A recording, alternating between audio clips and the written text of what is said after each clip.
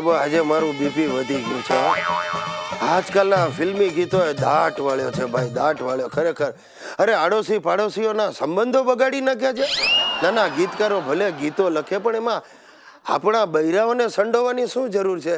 અરે સવારે બબાલ થઈ ગઈ. આ સોસાયટીમાં કોઈક નવું કપલ રેવા આવ્યું હશે. હું તો કમ્પાઉન્ડમાં બેઠો બેઠો ગીત ગાતો હતો. મારે માય નેમ ઇઝ શીલા, શીલા કી જવાની. ત્યાં તો ઓલો વર આવીને મારી ફેટ પકડી લીધી. મને કે શું છે, શરમ નથી આવતી? એ મવલા બીજાની બૈરીની મસ્કરી કરે છે. મેં કહું ભાઈ આ શું કરે તું, ફેટ છોડી દે. હું મારી પોતાની બૈરીની મસ્કરી નથી કરતો, બીજાની બૈરીની ક્યાંથી કરું? મને કે એમ તો મારી મિસિસ શીલાની જવાનીની પંચાયત તું શું કામ કરે છે? મેં કહ્યું ભાઈ મને ખબર નહોતી ભાભીનું નામ શીલા છે. આજ પછી હું આ ગાયન કોઈ દિવસ નહીં ગાઉં. તું મારી ફેટ છોડને જા. અરે ભાઈ ત્રાસ થઈ ગયો છે. પણ મારા ઘરમાં તો આ ગાયન ફેમસ, આખો દિવસ વાગતું હોય. સુશીલા બસ એની કિટી પાર્ટીમાં બેનપણીઓને ભેગી કરીને ચાલુ કરી દેવા.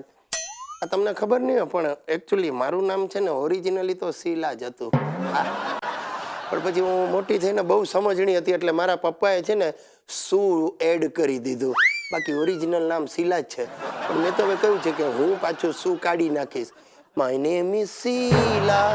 અરે ભાઈ માથું દુખી જાય સાંભળીને, માથું દુખી. અને માથું દુખી જાય ને તોય હવે હું આડોશ પાડોશમાં બામ માંગવાની હિંમત કરતો જ નથી. આ દબંગ પિક્ચર આવ્યું ને એમાં ઓલી મુન્નીએ જે બામનું ગીત ગાયું ને ત્યારથી મારા આજા ગગડી ગયા ભાઈ.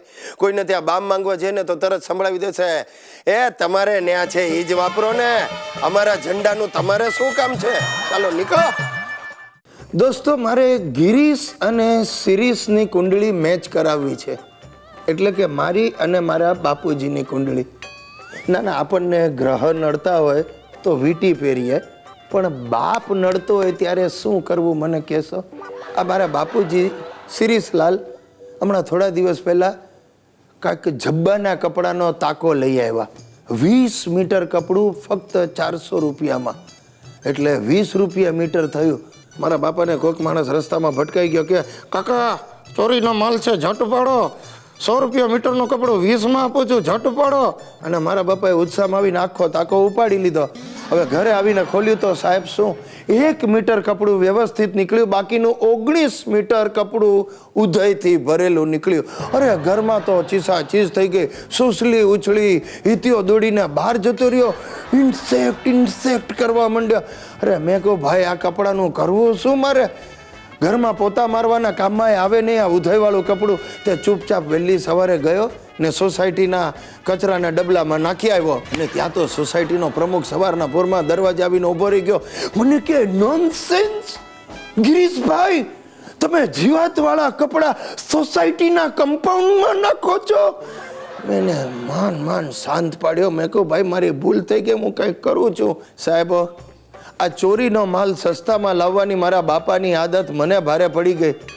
એટલે વિચાર કરો, આ મારી બૈરી સુશીલાને પણ મારા બાપાએ જ પસંદ કરેલી. આ ઉધઈવાળું કપડું તો ઉકરડે નાખી આવ્યો, પણ બૈરીનું શું કરવું?